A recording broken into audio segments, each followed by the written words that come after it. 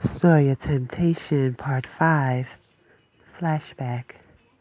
As she closed the door behind him and walked across the floor, Temptation remembered a phone call she received just the day before. "Hi, I found this number," said the woman on the other end. "It fell out of my husband's pocket. How do you know him? Is your husband a friend?" Temptation hesitated before responding. "Well, I was at a party," she explained, "about a week or so ago, and I was talking about my car and how it had no pull and was running slow. Your husband said that he knew a good mechanic that I could go and see. Therefore, I wrote my number down so his mechanic could call me. I didn't hear from either one, so I'm not sure what else to say, and I took my car some other place just the other day." Temptation heard nothing but silence as the woman on the other end soaked up what she said. She replayed Temptation's tone of voice and words over in her head. Temptation then remembered. She met a lot of people that night and was hoping that this story to this wife about her husband was right.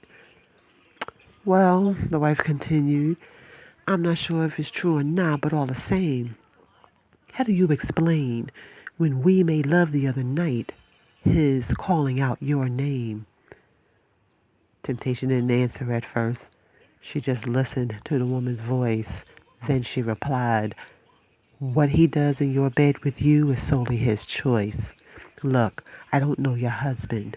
That night was the first we met, and if by that I seduced his mind, then to you I so regret. You and I can sit here and argue this all day, but you need to go and talk to your husband and hear what he has to say. Now, if you would excuse me, I'd love to chat with you, but," Temptation said before hanging up, "I have people to see and even more to do." Temptation smiled as she remembered.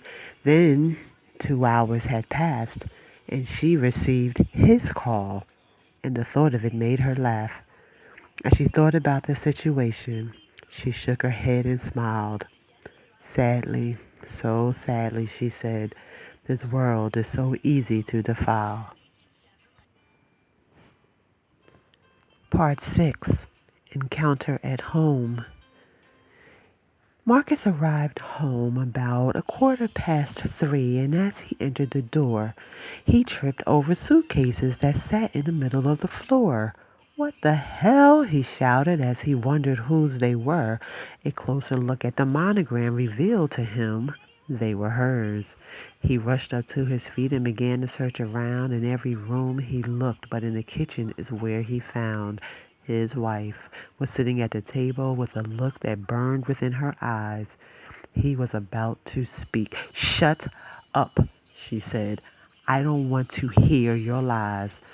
"I know we had an argument," she said, "and I left you here alone, but I felt we needed to talk about it, so I decided to return home. I guess I arrived back here about 6:30 yesterday, and although you weren't home, I figured I would stay here and wait. I called you on your cell phone, but your voicemail came right on. You never even called me. It was like you were waiting for me to be gone. So, with that said, I'm leaving. Though my love for you is true, I can't keep putting myself through this nonsense with you." "So how was she, this Temptation? That is who you went to see. Don't answer, 'cause I'm sure she gave you what you feel you could not get from me." His wife headed toward the door. He reached out for her arm. She snatched back away from him with a look of such alarm. "Please," she said, "don't ever touch me. Don't even say my name.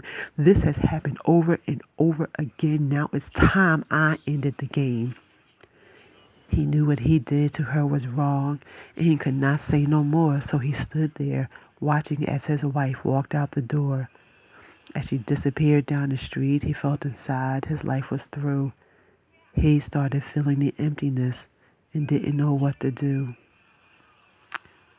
I'll go and see Temptation," he said. "She made me feel right.